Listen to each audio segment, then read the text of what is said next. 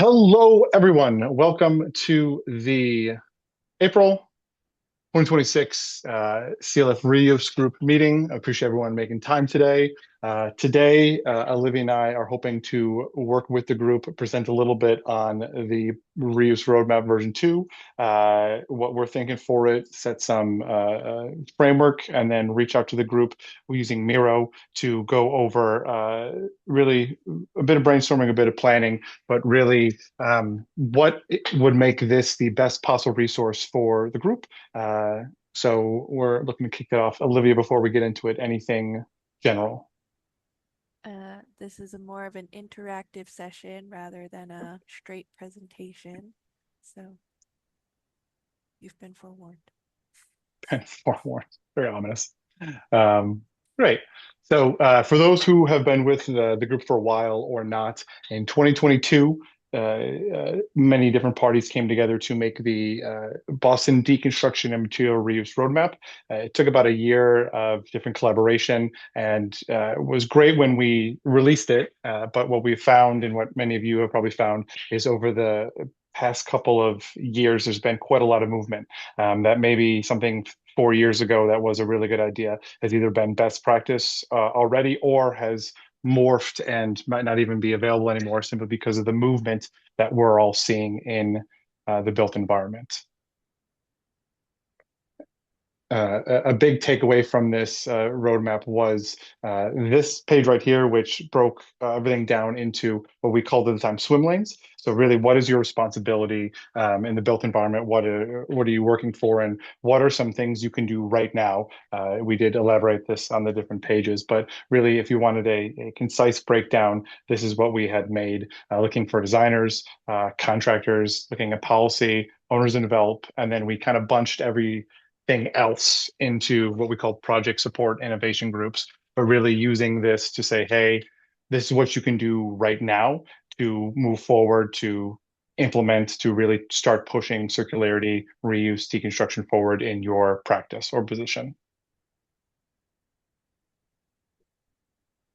So the past two meetings, we have sent out polls trying to collect who would want to support this effort. We did get 12 volunteers back. If you're part of that, thank you. If you want to be part of that and you're not, you can use the mirror board later in the free space parking lot area. Just say, hey, this is my name. I want to also be part of this. But in the volunteers we got, a very good group of different backgrounds, different positions, because while oftentimes this group is pretty architect and designer focused, which is very important, I think reuse isn't happening without that. It is good to see that there are some other groups that are looking to support this effort as well.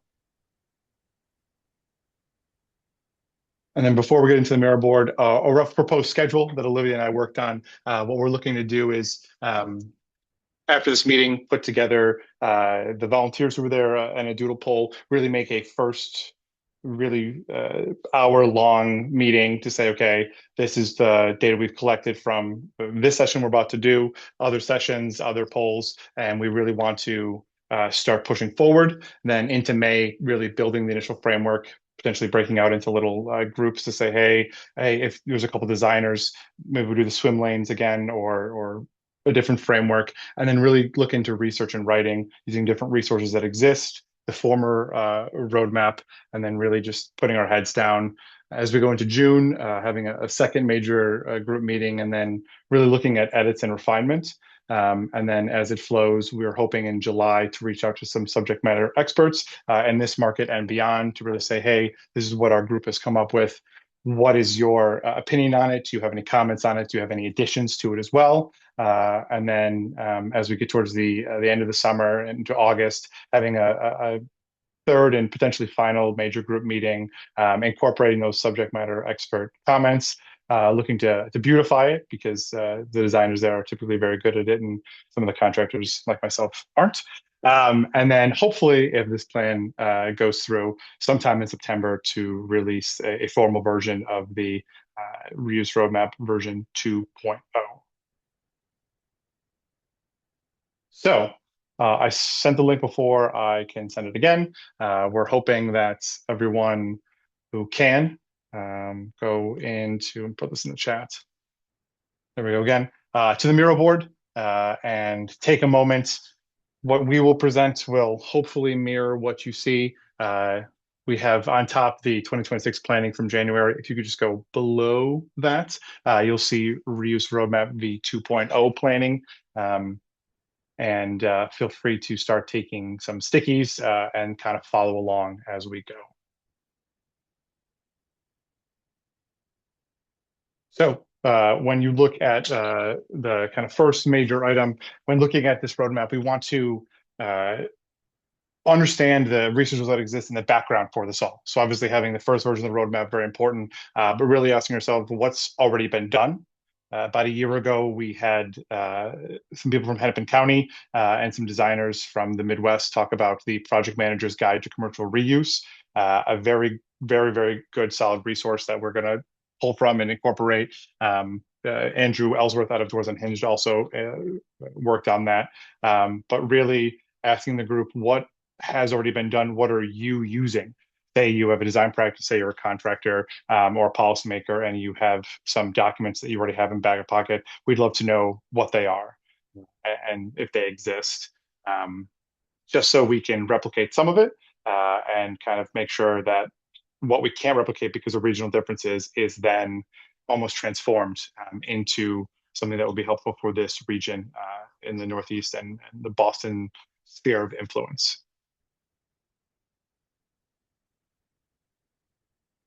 Thank you, Michelle, for putting a sticky down. If you're not a Miro person, you can also just type in the chat or speak up here and we'll document it for you.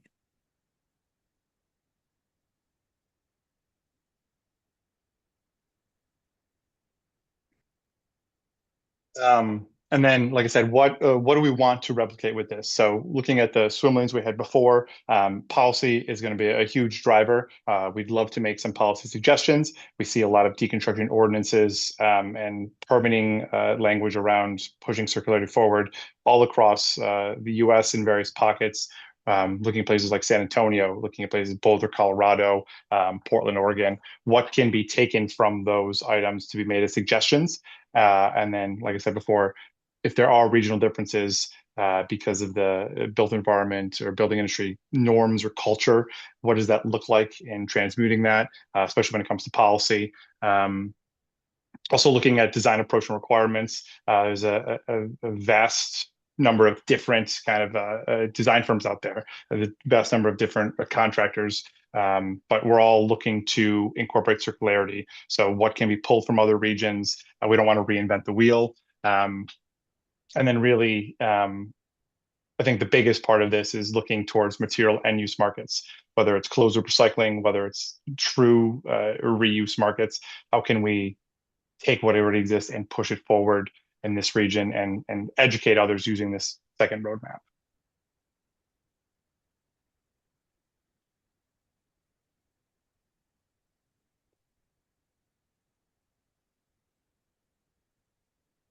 I did see that in the chat. I want to see if I can quickly hit add access.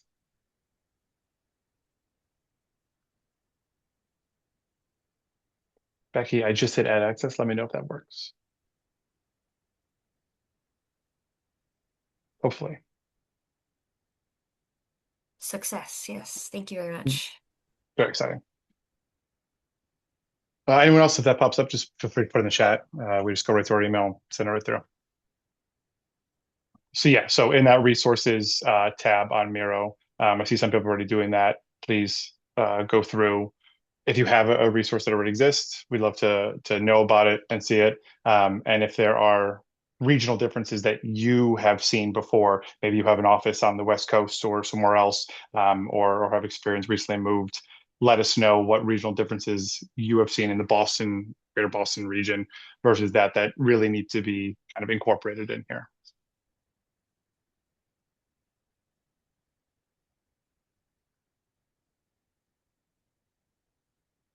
Half of this will be adding requested access. Huh? That's life.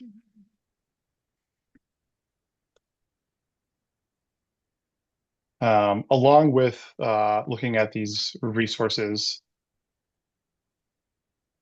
and hopefully this works to add access.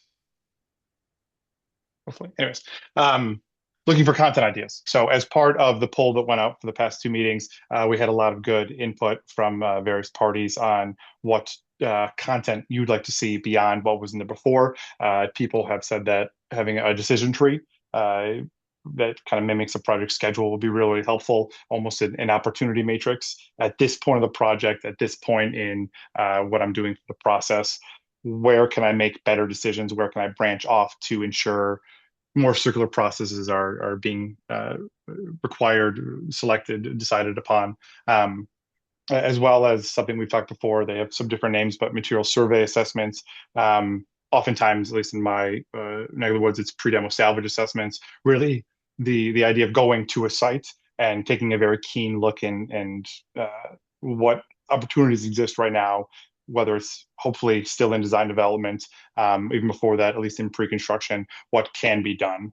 And then looking at what are the market needs. We've talked a lot of the past couple of years with presentations to say, okay, maybe this is how we do it. Maybe this is how you create a supply, but at the same time, we need demand.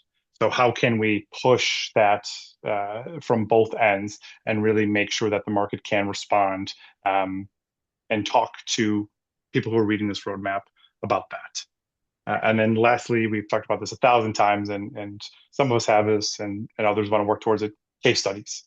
How can we take these small wins that maybe you have in any sector you have, if you incorporated reclamation specs in a project, if you're a contractor who's went above and beyond and had these great waste practices that really made a better difference, or salvaged all these items. We want to know about them. We want to include them. And we want to have maybe a place that in this roadmap highlights one or two, but also provides a resource going forward for this is what a case study should look like, and this is what you should work towards, as well as policy examples. I mentioned before, there are other places doing it. How can we also do it in this region as well? And then the last tab you'll see before I switch to the mirror board itself, and we can open up to the group. I called it building a bigger table. And here it's effective outreach. But who's really doing this? Who should be included that we didn't in the first spot? If you look at the mirror board, you'll see I linked it again, but the swim lanes in the first one, looking at designers, contractors, policy, owners, and then having a more of a condensed support groups. Is that enough? Should there be more that we're not considering? Is there a breakout that would be more helpful? We know that in market development and looking for reuse outlets, we've just lumped them in with everyone else, including NGOs. Should they be broken out themselves to give direction? Right now, obviously, there's a couple reuse outlets in the area, things like Boston Building Resources, nonprofits such as the Furniture Trust. What would help in directing to them and really informing them, as well as people in your position, to know that they exist? Also, would that be a useful resource in the roadmap? Maybe there's an appendix of just here's who's who in this year that people can connect to. It's like a snapshot in time, but a directory of organizations or companies. Sure. Where are we? And then we're hopefully looking to list out other networks. Crowd, I think 2 years ago, with the Cornell Circular Construction Lab, was able to present on some really good work they're doing. I oftentimes have pulled different policy examples to send to people from Crowd, as well as Build Reuse and All for Use, who have recently merged, I believe, if not working very, very closely together, doing some great work. But also using this to maybe create a member directory. There's a lot of people in this group and others in the region who participate in these meetings, maybe having something more formalized to say this is the members that already are working towards this and use this resource and contributed towards it. As well as someone had the idea of having a signatory of organizations making some sort of commitment, really. Saying we're committing to understanding this document and using this document. I think that's it. Yeah. So just for I'll switch where we're sharing um, to go to the mirror board real quick.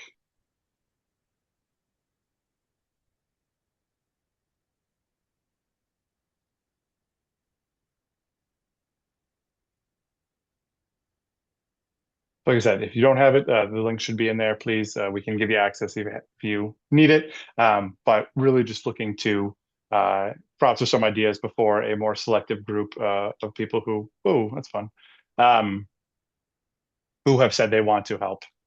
Oh, I didn't hit share, did I? No, I didn't. That's fun.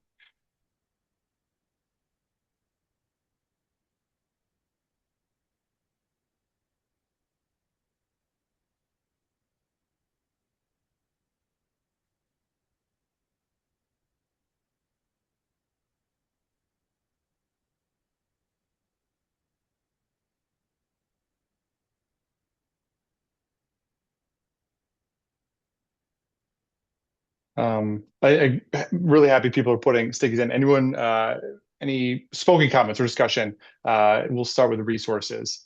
Um, Looking at other guides that exist, other resources that exist, who else is working towards circularity, anything that really should be looked into or not to be missed.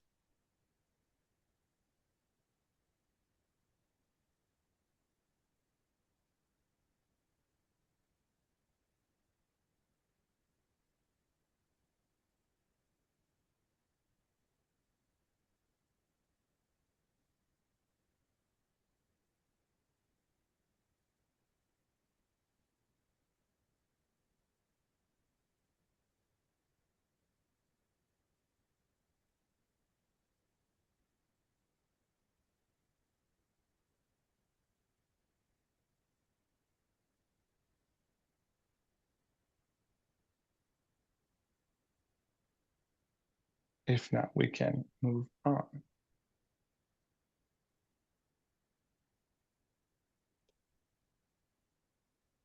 There's so much activity on the mural board. It's great. Lovely, yeah, lovely.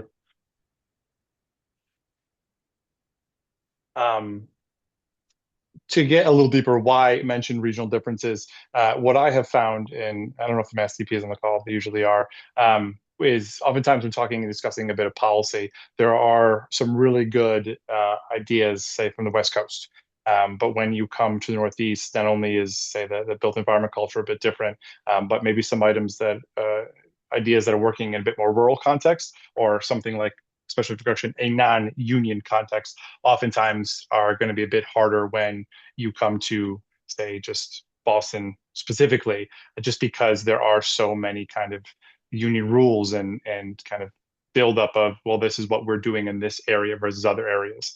Same thing with policy and I imagine design, although once again, not a designer. So we're just hoping to reach out to the group to say, hey, if you have any ideas, any kind of experiences, what would you suggest to have really that regional translation?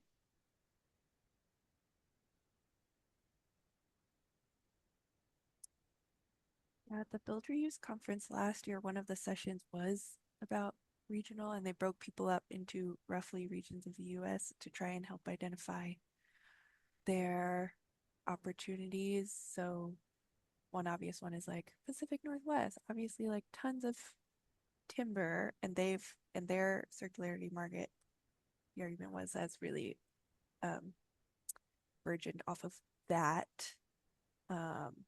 Other regions, maybe the Crowd Network in New York, they were able to um, draw from kind of their proximity with New York City and their connections with educational institutions and municipal. So, yeah, what are our regional quirks that we should lean on and would actually benefit the circularity economy we're trying to build here? I do like, and I'm reading something that's made. So with this region, I mean, obviously Massachusetts, New England itself, older than other parts of the country. Built out when I lived in Watertown. Hey, this home was built in 1803. kind of thing. So I do like the idea of the fact that there's going to be less new construction oftentimes and more, whether it's historic preservation is one thing, but just kind of renovations and taking something that already exists. So translating that to um, policies around harvesting, work around actual deconstruction going into these sites that already exist. Maybe mimicking something like San Antonio, who had a deconstruction ordinance that was really based off historic preservation first and then expanded from there. I do like pulling that from some of these items. And the brick comment as well. I currently don't know of any brick outlets that exist, but I keep hearing that that is something that is a huge need in the region simply because there's, if we want to take a building down, oftentimes there is a lot of brick in there that we would be pulling down.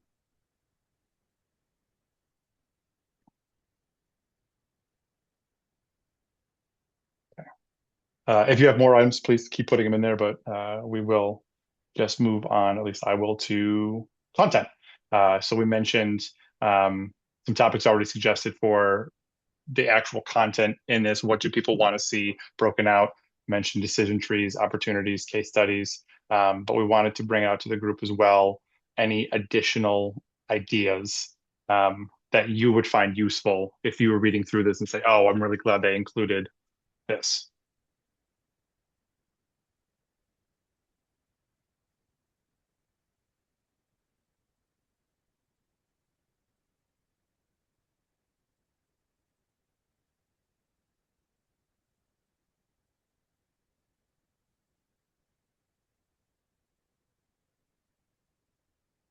Just because I know we have a lot of designers, I'd ask this question because there was what there was a design primer big thing put in there. Do designers read those and say, this is a good idea. I'm going to change how I design things or try to share with my firm? Does that happen? Or is that a pie in the sky, I wish designers would do XYZ thing?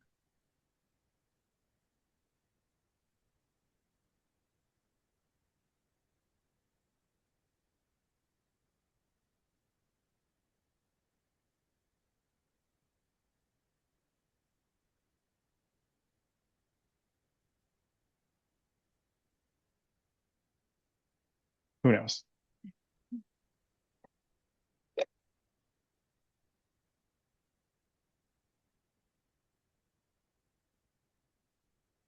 Think in our for my firm, it sometimes it like comes in waves. Like sometimes if you get someone at the right moment, the right day, or like their brain space is on it, it's like they'll get hooked on it and it'll be an exciting thing and it'll change direction of the project. And other times it's like new information, can't take it in.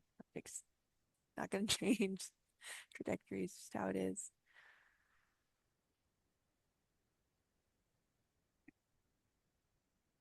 But I think it is helpful to have guides like this just sitting around as a reminder, like, oh yeah, Sure. that's what I should be doing.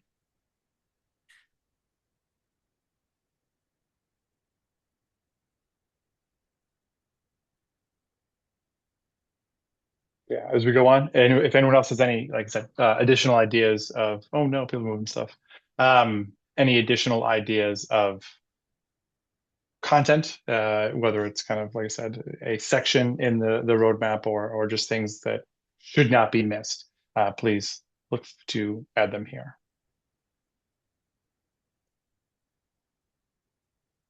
We'll go here first.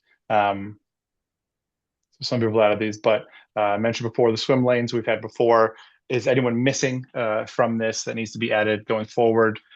Things already put down municipal staff and local climate groups. I think breaking out the support groups into maybe two or three more refined or at least targeted groups would be a much better.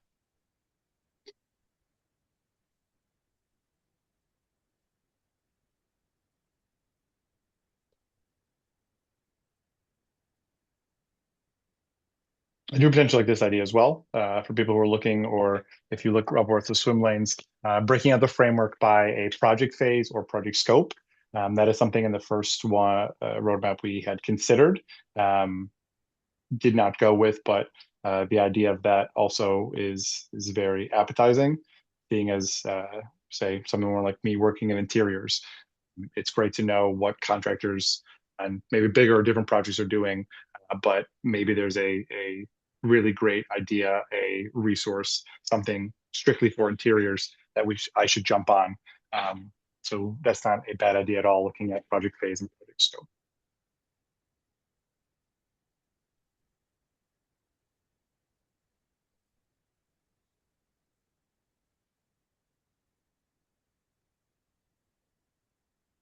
Yeah, I wonder if the swim lanes, it started out as helpful as like, all right, everybody's like, here's your rules of the game, but is it also siloing?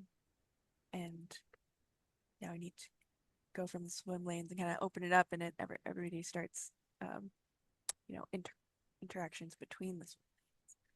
Sure.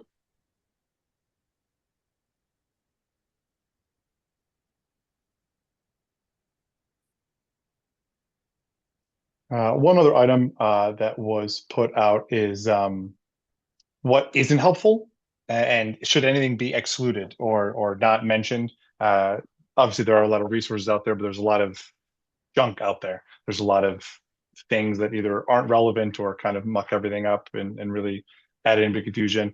If there's anything that you have found in your practice that should not be included, or maybe is too simple and needs to have a much more fine-tooth comb or in-depth look in, we just left a little area there as well. Be too simple or too discussed already. Like there's already too many things about it. Um, or it could even not be content based. It could be like, man, I hate it when guides do this and organize this information that I really want at the back end instead of the front end or something.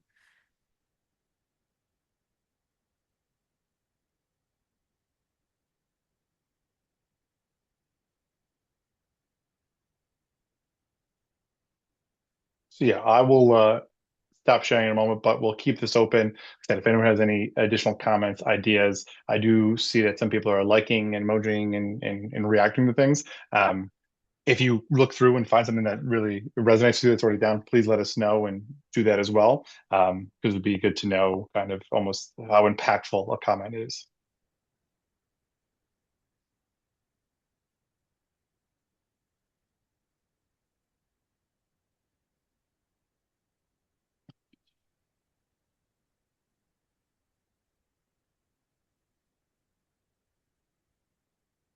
I'm going to lock this. Could have done it before.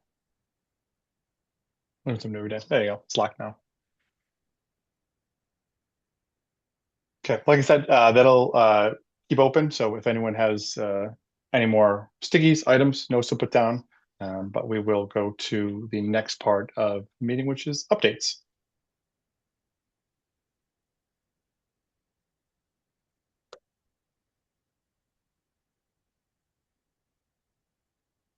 So news and updates. This has been spread a bit through the CLF network, but we wanted to mention it. There is going to be a vote in Hartford, Connecticut, through the ICC public comment hearing on really why salvage lumber reuse is necessary. Olivia, can you speak to this a little more? I've heard this before, or I see Michelle's in here as well, has brought it up. Oh yeah. So the International Code Council, which is they have a residential code and a commercial code. They have their annual meeting, and one of the proposals is to explicitly talk about salvage lumber and how it can be allowed. So I think currently the code doesn't really talk about it one way or another, and it ends up maybe dependent on your code official if they'll allow it, or I think it's just the Wild West. So they're this person, Gary, I forget her name, but she's out from Oregon and has been pushing this code language. I think if you click that box, maybe I linked it. Oh, that's a link to the webcast, but the brown box might have a link to more info. Unfortunately, the hearing is in person. I think you would testify and say 2 minutes of something, and then they immediately vote. So if you know anyone in the Connecticut area who could at least this, definitely share it out. Garion, that's yeah. So this will, if this passes, it'll be a big move towards structural reuse, at least for lumber.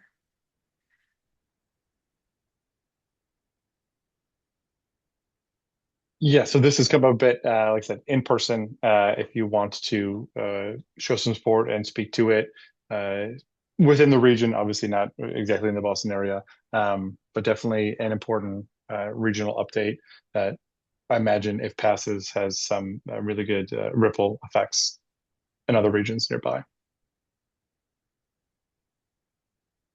Michael, can I I just add do, one more thing to that?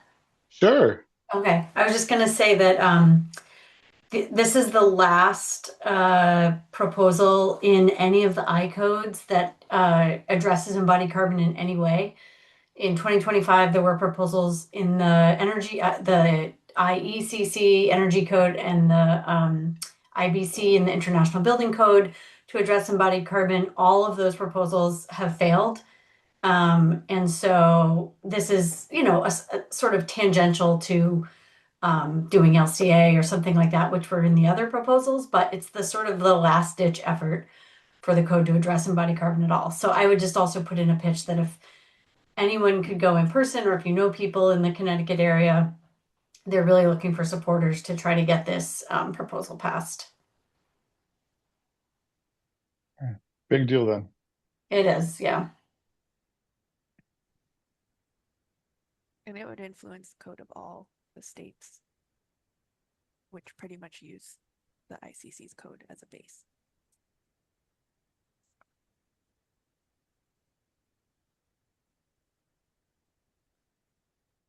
Moving forward, and I do see we have Melissa in here. I think you're roughly involved in this, but there is Hennepin County is putting on a reuse design leaders training. So this is free to people who can join. We put down the dates there, and when we send this out, there'll be links attached to it. But Hennepin County's been doing some really good things and partnering with some other practitioners and professionals to really go over. How can we work towards case studies and really push a lot of these forward, and then use these lessons learned and really a training on reusing structural steel, reclaimed wood and lumber, and then finishes and furnishings. Melissa, want to add anything to that? No, that's great. I'm not even really all that closely following just because they're doing so many great things. We're funding them, but they're doing the work, so they deserve all the credit. Yeah. And I do know, so Simona Fisher, who last year presented on the Project Manager's Guide to Commercial Reuse and Circularity, is helping with these efforts as well. A really big proponent out in your region and has been incredibly helpful. So if you're interested in any of these, we can send the links out, especially with this presentation. Please sign up, learn more, and participate in the discussion.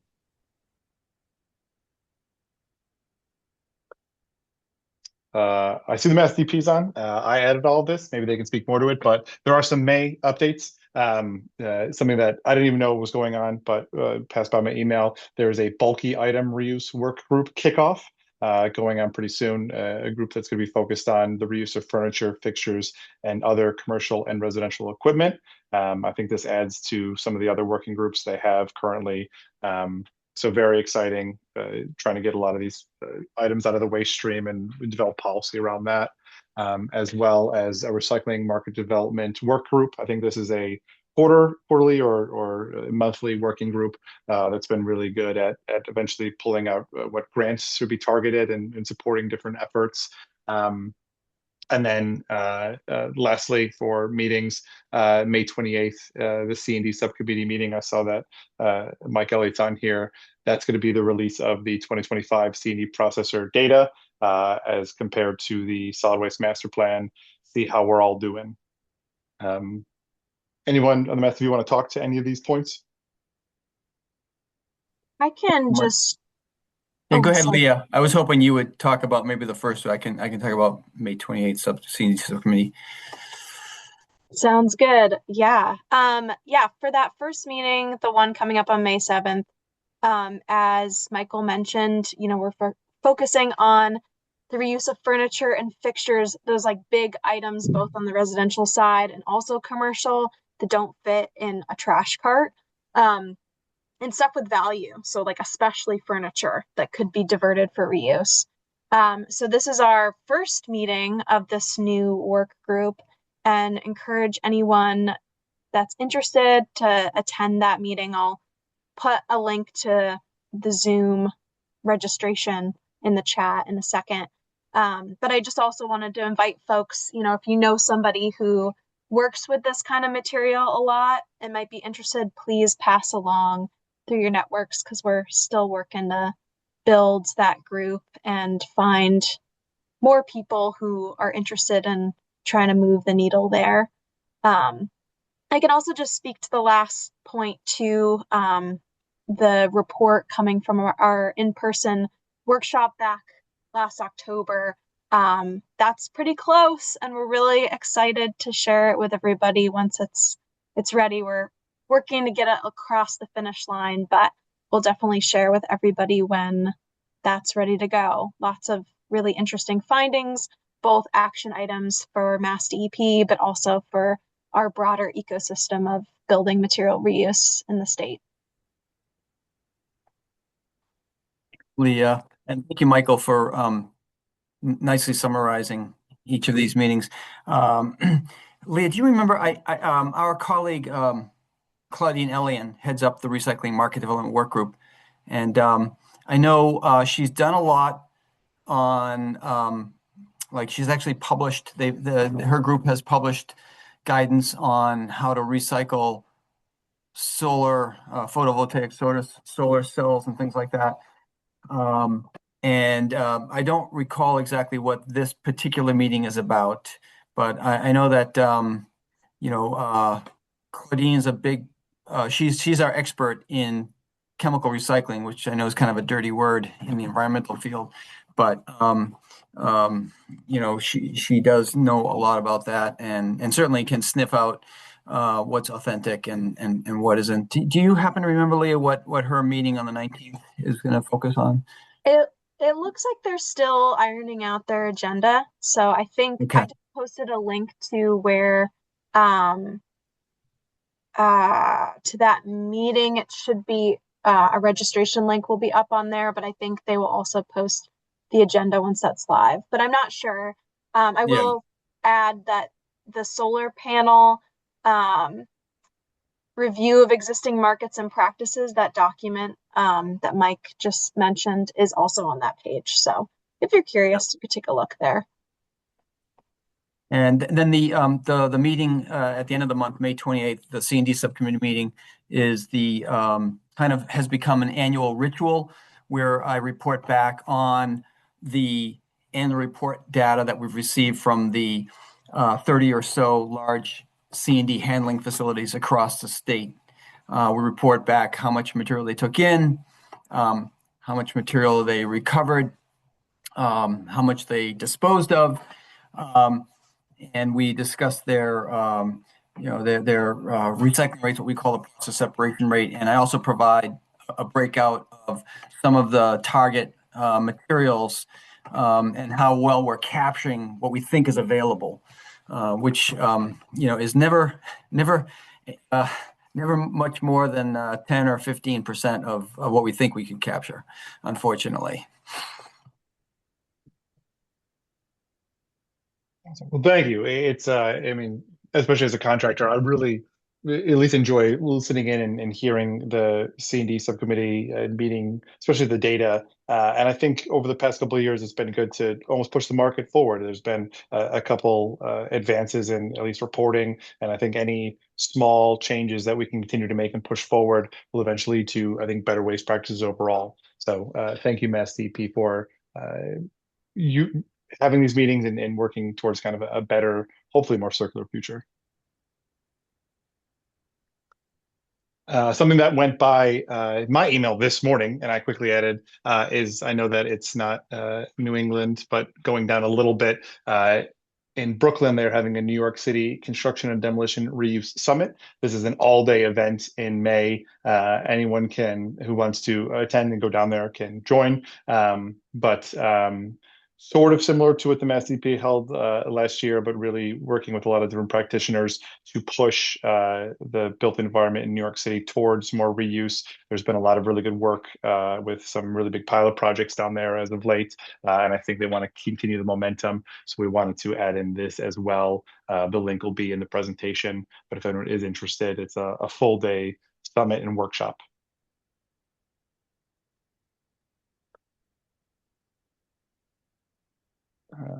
The Build Reuse Conference is coming up. It is a little later this year in November, but this year's topic is Reuse Rising, and the call for proposals, if you're interested in submitting something, is due May 15th, so a little less than a month, but we'll list it there as everything looking for.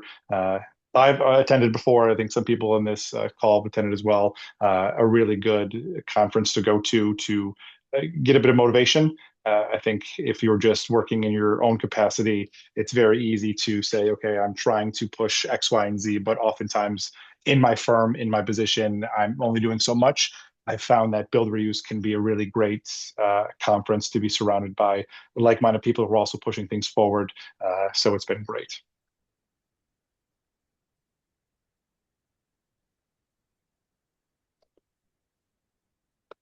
And then lastly, something I want to bring up, the next meeting, it will not be the third Friday in May.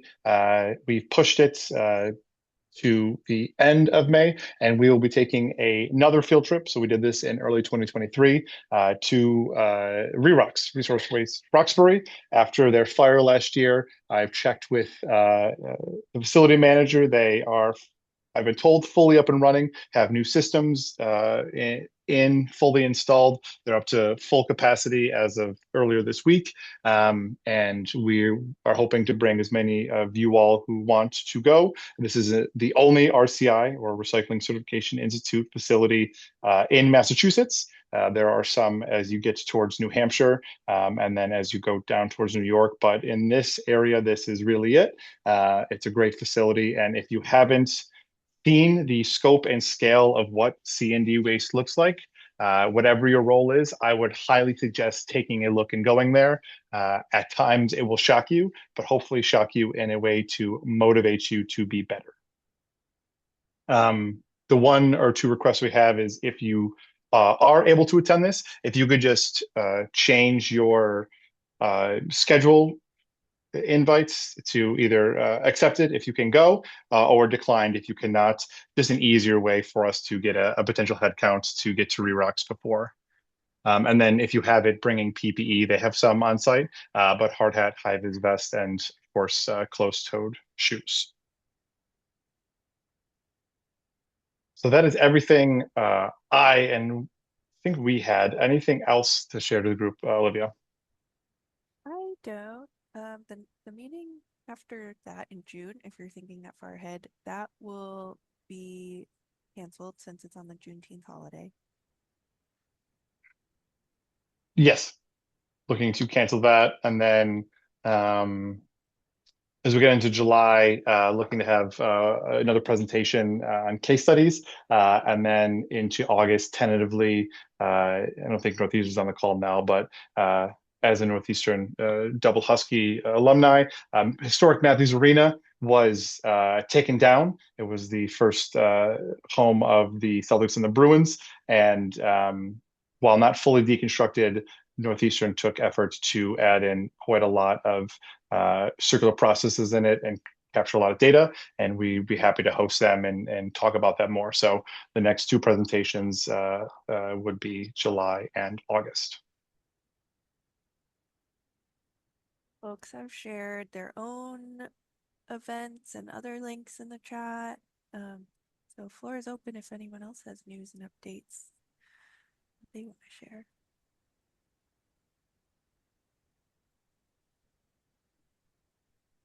Mike? Hey, Michael. I was looking in the chat to see if I could find the link to that conference down. Was it ICC conference in Connecticut, the one where they're looking at codes for solid lumber? Did you include that in the? I thought I would share that with a forestry expert out in Western Mass who I think dabbles in those markets. And I was looking to see if I could find that. So I think that link that Olivia originally generated that I just put in the chat, I think that should work. Okay. Yeah, so just shared that as well. Excellent. Oh, yeah, I see it. Thank you. Thank you very much.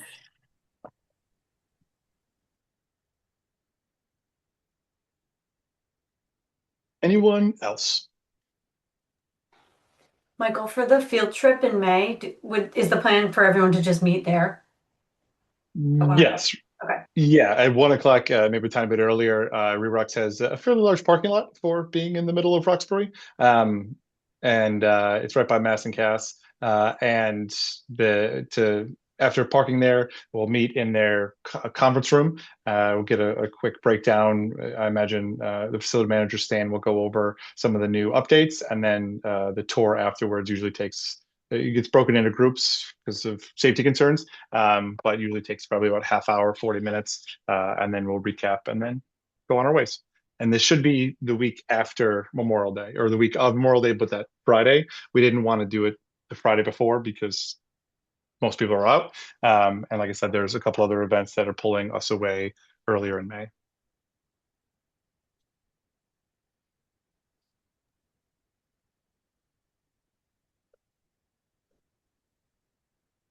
Anything else from the group? Mike again? This is somewhat antique, but I'm glad you're scheduling this walkthrough site visit with Rerocks. It keeps the pressure on them, even maybe more than us, to get that facility rebuilt. So. Yeah, we were hoping to do it earlier, and I have made calls in January, February, and then most recently in March and the beginning of this, saying, "Hey, when can we?" Like I said, if you haven't been before and you have the time, it's worth going. It's very eye-opening to see. And the last time we were there, it was to see all the dust from all the drywall is really, really tough to stomach, especially as a contractor putting it out. And then to learn that to mitigate the dust, they use hundreds of thousands of gallons of water per month. And that if only the industry would commingle less gypsum wallboard, they could not only divert more of it, but also use less resources, water and electricity, for that kind of mitigation. So to see it all in person, to see the really impacts of the C&D waste that is going to them, like I said, very eye-opening, and hopefully to be able to change your opinion a little bit on what you should do and what you should incorporate in your own job. Speaking of gypsum, actually, I've been invited to address the National CDRA Gypsum Recycling Committee on May 13th. And they're going to have, they've asked me and a representative from Vancouver in British Columbia. I guess they have a gypsum recycling program to kind of outline how our gypsum recycling works, and what works and what doesn't work.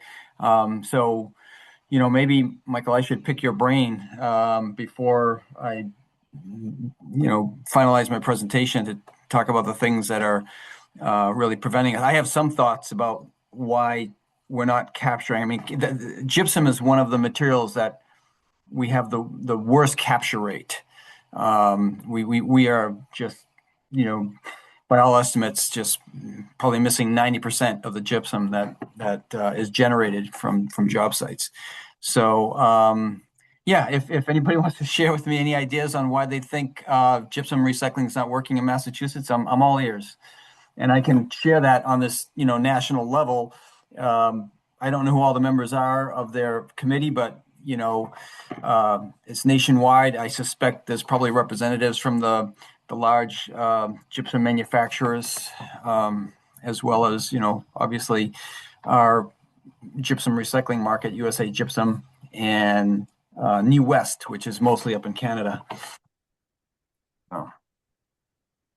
Yeah, just to add to that, I saw most of the companies in Minnesota, and I know that when you go towards the West Coast, there are some companies that look to also take dirty gyp or demolished gyp. I think one of the problems in our region is that the only option is eventually getting it to Terry Weaver down in USA Gypsum.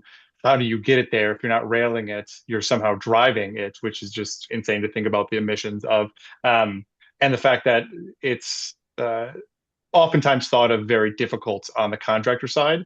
Unless the project is absolutely requiring it, you have a very sophisticated owners like an Amazon or a Google or a Barclays, Bank of America kind of situation. Well, I've been doing it for so long, I'm going to keep doing it. I don't want to add all the labor costs. So it really takes a concerted effort by industry to start doing something like site segregation, which I think is absolutely necessary for gypsum. If not, if you're commingling and it's breaking it up, it's getting everywhere. How can you reclaim any of that? So there's the field aspect of it, and then there's the ease of, well, what's essentially rewarding me for doing that. Something like scrap metal or cardboard across the board, you can see that, hey, if I site separate it, there's going to be a cost impact. I'm getting money back for it. I'm not just doing the right thing for the purpose of it. So I think there's a policy question, there is a industry question, and then there is a economic question to it all that I think people are starting to try to go towards. But without, I think, really injecting into the industry the need for it or mandating it, it's just been really, really slow, very, very slow to get off its feet. Plus, like I said, Terry Weaver's pretty far out there. If there was something nearby, it might be a bit easier. And also, manufacturers continue to be extremely skittish on taking even their own product back if it's clean, separated. I know National Gypsum out in Portsmouth keeps wanting to try to pilot things. If you have projects down in Connecticut, Certainteed will try to take it back. But these are very small amounts they want back, especially in comparison to how much they're selling and how much is being installed. With the final 2 minutes, any last comments? If anybody's interested in applying for a micro grant, put the link there. Applications are open. It's a Mass DP grant that I manage. Only $3,000 to $10,000, so small micro grant, but you can find more information on the link I put in the chat. Deconstruction projects are eligible, so hence why I'm sharing with all of you. That's actually really helpful to know. I did not know that. We'll have to make a note of that. There's a section, we have some pretty comprehensive grant guidelines, so if you are interested in applying or know somebody that is, applications are due May 15th, but there's a section in the guidelines that spells out different project ideas, examples of what's eligible. Doesn't cover everything, but we have a couple of deconstruction examples in there. Yeah, including like funding a deconstruction pilot. A couple years ago, we supported Carey Company out on Nantucket to hire Dave Bennick to come and advise on changing their business model from to incorporate more building material reuse and deconstruction into their process. So definitely check it out if you're interested. I had a monthly check-in with my supervisor yesterday, and I was bragging all about Mass DEP with the upcoming webinars that are coming up in the micro grants. So you're onto something good. Keep up the good work. Thank you. Thanks. Yeah, we just love to see more of it. More decon. So absolutely. Thanks.